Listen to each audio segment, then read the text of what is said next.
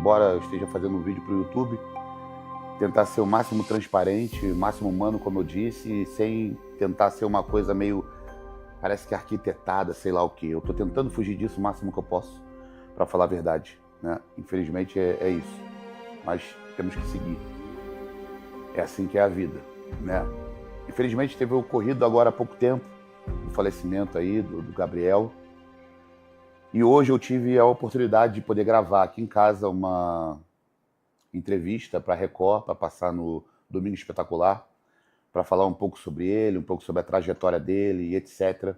Então eu espero que a matéria seja ok, seja de uma forma lúcida, transparente, honesta. A gente sempre conta com isso, porque já tiveram outros ocorridos no passado com fisiculturistas, com influenciadores do meio fitness que tiveram um problema, vamos dizer assim, né, com a sua dicção, com a sua maneira de se colocar devido à edição do programa.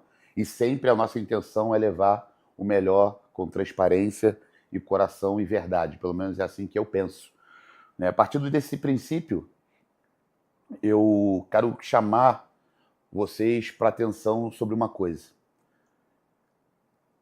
Embora tenha sido um acontecimento que alastrou não só o Brasil, mas o mundo, todo dia tem alguém passando por uma situação dessa. Um menino novo, até um rapaz mais velho, uma pessoa sem experiência ou com experiência também.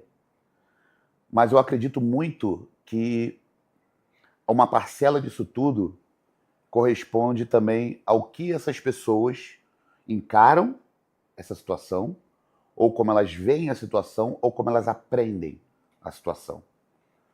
Por isso que eu queria dividir com vocês algumas cenas aqui, para vocês observarem e ver se isso é normal, se isso está ok, se isso transparece o que deveria ser o fisiculturismo.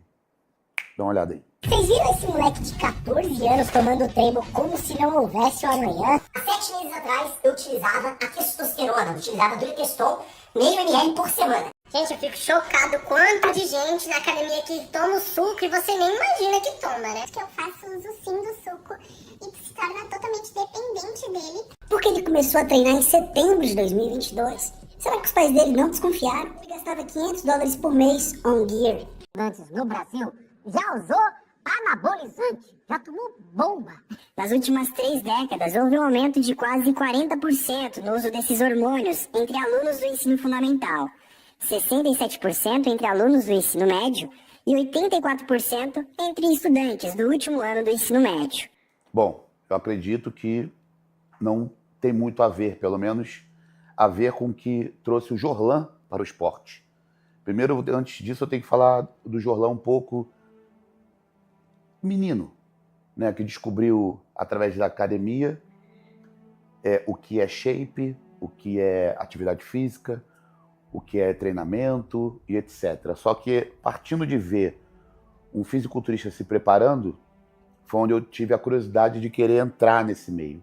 Apesar de ter tido amigos, tipo o próprio dono da academia na época, que era o Marquinhos, ter me mostrado uma revista Flex Magazine, e eu ter visto aqueles fisiculturistas, até então eu não sabia nem do que se tratava.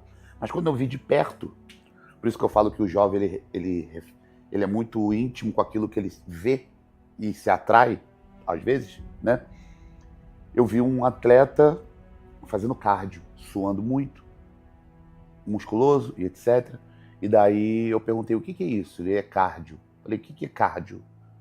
É atividade cardiovascular, poder queimar gordura, perder água e etc, que eu tenho que bater o peso. Eu falei, que peso? É o peso que eu tenho que pesar no campeonato para poder competir, que vai ser final de semana agora. Eu estou um pouco acima do peso, preciso fazer mais cardio para poder baixar o peso.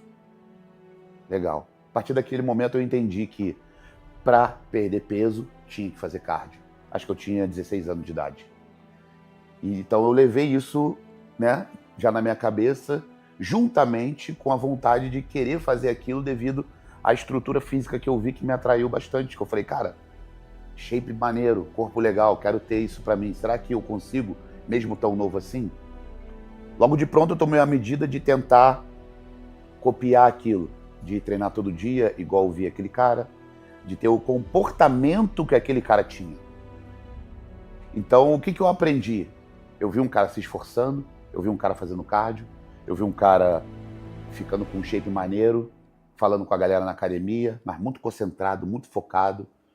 E aquilo me chamou muita atenção, porque eu falei, se eu quiser ser isso, eu tenho que ser dessa forma.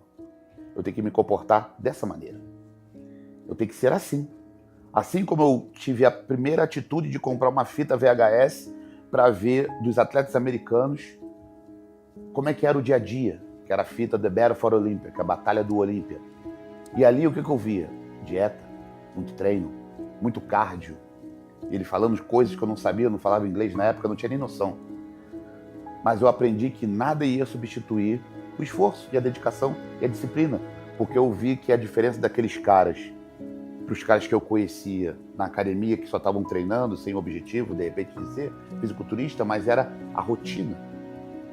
E foi a partir daí que eu fui criando a minha personalidade dentro do treinamento e dentro da vida em ser fisiculturista.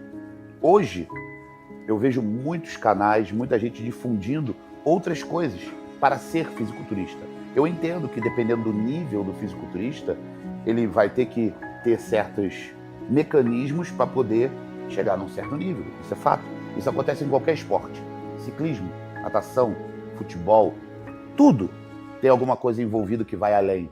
Mas, para chegar naquele ponto, você tem que passar por toda uma base, por todo um trabalho, por todo um perfil adequado para ver se você está pronto de verdade para isso. E saber atingir um nível para poder passar para um outro. E não pular as etapas.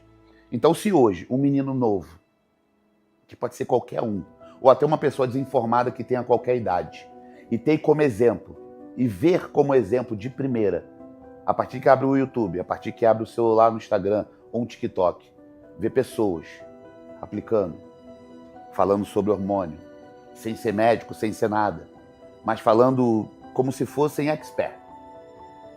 Coaches aleatórios que, tipo, aprenderam ontem o que é frango, batata, carboidrato, monossacarídeo, etc. e tal, e hoje já estão auxiliando outras pessoas para ir mais além. Então isso é uma questão que deve se parar para pensar e analisar.